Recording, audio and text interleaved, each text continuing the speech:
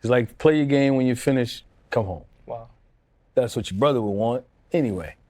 Play your game, come home. Then we go from there. Because you can't do anything. Mm-hmm. It's like, all right, Dad hit me with that, so it was regroup. We flew out. That was that Saturday. Like, we flew to Kansas City, right? Shit, about an hour after. Steve was like, and that's one thing I love about the team at the time, man. We were such a brotherhood, but Steve was like, whatever you need, pretty much.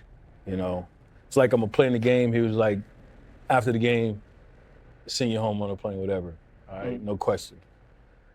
And that was it, man. Like, so my focus was, play this game, man. Like, it's the game that I've been playing. My brother played it. He would want me to play it, and I kind of left it at that.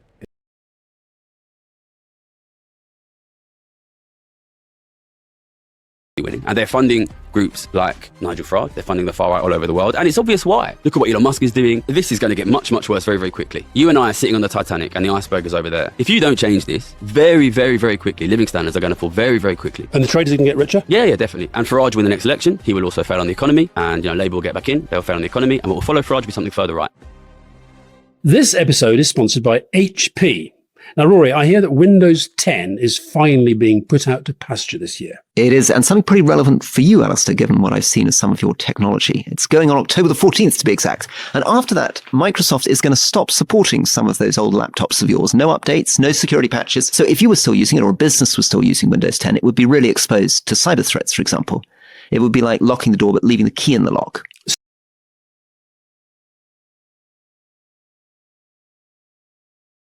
Conversations around inspiration and copying have become so unbelievably mindless and brain dead. I saw a take that was comparing one of Olivia's songs from Guts to Start All Over by Miley Cyrus, a record that came out in 2007, comparing those two songs and kind of implying or inferring that Olivia had been copying that song, or as if it was even a thought in her head when she was creating the song she was accused of plagiarizing.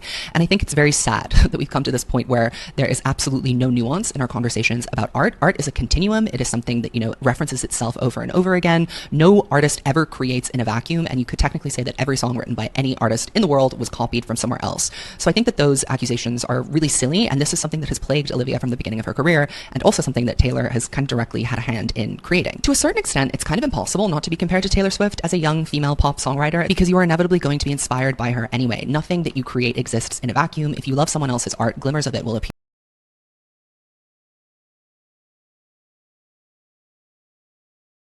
Over into the bed anymore, you can now step and get into the tailgate. Seems like you know a lot about beds. I know a lot about beds. I know a lot about the Chevy Silverado bed. It is strong, advanced, dependable, hardworking. Go pick you one up. Let them know the boys sent you. I'm sure they'll throw in a free trailer hitch when you go. Oh, yeah. And say that the boys sent you. We prefer Freeland Chevy right here in Nashville. But go pick one up. Get one for your dad. Get one for yourself. Get one for whoever. 4th of July is coming. Nothing is more American than a Chevy Silverado.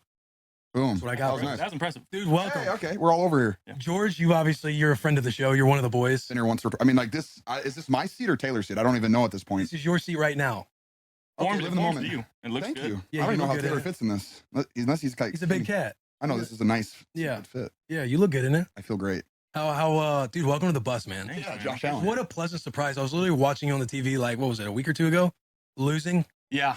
In the golf match? We weren't losing all that much most of the time.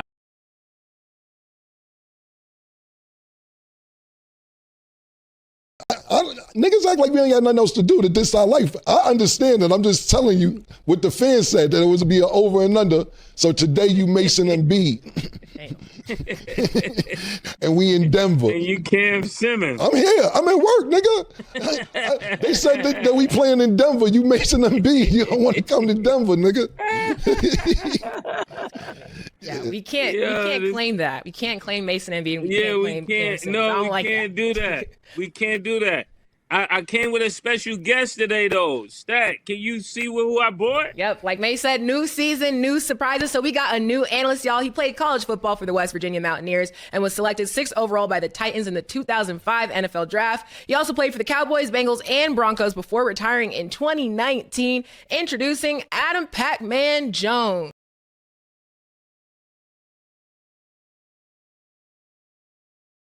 And like it's supposed to be a competition. So at the end of the day, I get where like you're going to try to prepare all these quarterbacks in some way, but the difference between like the reps that he's been given and Shedeur hasn't been given, I think is pretty telling. And it's hard too because like Saturday with Shedeur even not throwing was a rough day for Dylan Gabriel. And I have tried to be patient with Dylan in that I have I always leave room for, okay, maybe my evaluation or thoughts on Dylan during the pre-draft process and others' thoughts on Dylan Gabriel in the pre-draft process. I mean, let's think about it. Teams find diamonds in the rough.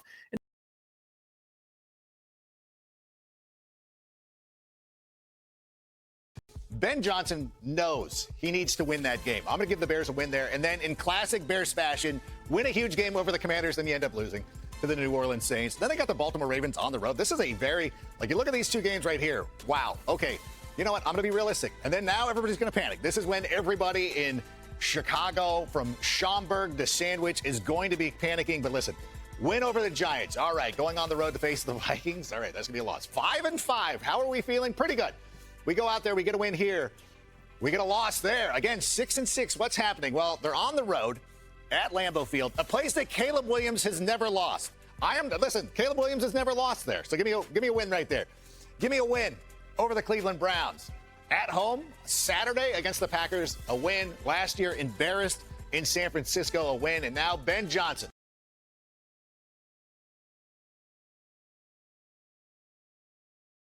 Stefanski says he's going to get a lot of reps versus the Philadelphia Eagles. That's a really talented team coming off a Super Bowl win. So that'll be another litmus test for him.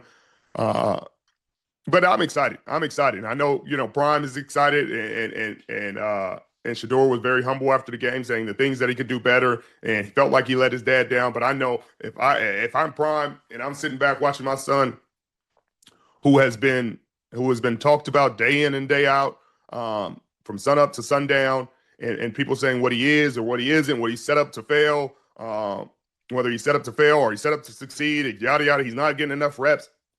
And he just ignored the noise and went out there and put on a show. And I think I got a lot of respect for that. The issue I have is for the teams, the quarterback needy teams that should have taken him, that are in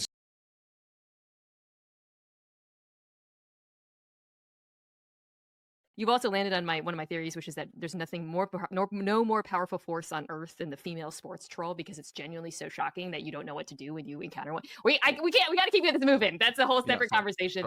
Right. I almost respect it when I encounter it. Yeah. Okay, Chiefs are still on the board. We're gonna go Chiefs Ravens here. Chiefs, okay. And at some point, I know that the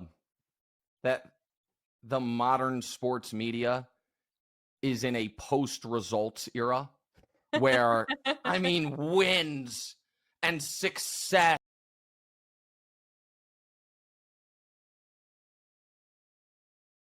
Over 500.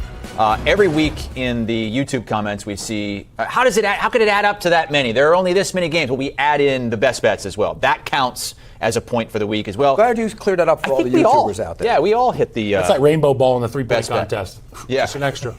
So there you see the records. I'm Chris Hassel, joined by Kyle Long and Pete Prisco. And let's start it off with another really nice NFC West matchup on Thursday night. It's the Rams, favored by 5.5 points here against the 49ers. And Brock Purdy struggled in his return, turned it over 3 times as they lost for their first time this